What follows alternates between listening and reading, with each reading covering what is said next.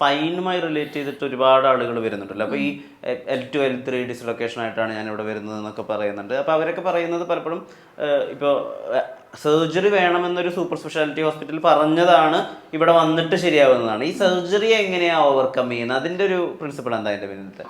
Normally ഇപ്പം നമുക്ക് disc prolapse ആകുക എന്നാണ് നമ്മൾ ഇതിൽ അലോപ്പതിയിൽ സാധാരണ പറയുക. ഡിസ്ക് പ്രൊലാപ്സ്, ഡിസ്ക് ഹെർണിയേഷൻ അങ്ങനെയൊക്കെ പറയും. ഇത് എന്താണ്, ഫസ്റ്റ് ഗട്ടിനെ എല്ലാം, അതായത് ഗട്ട് ഹെൽത്ത് നോർമൽ കൊണ്ടുവന്നതിന് ശേഷം ആ സ്റ്റിമുലേഷൻ കൊടുത്ത് നെർവ്സിനെ സ്റ്റിമുലേറ്റ് ചെയ്ത് മസിൽസിനെ ആക്ടിവേറ്റ് ചെയ്താൽ തന്നെ അവർക്കുള്ള പെയിൻ, കോൺസ്റ്റൻ്റ് ആയിട്ടുള്ള പെയിൻ കാരണമാണ് അവർ വേറെ ഒന്നും ചെയ്യാൻ പറ്റുന്നില്ല. പെയിൻ കില്ലർ കഴിച്ചിട്ടും അവർക്ക് വർക്കാകുന്നില്ല. ശരി, അടുത്തത് സർജറി എന്ന് പറയും.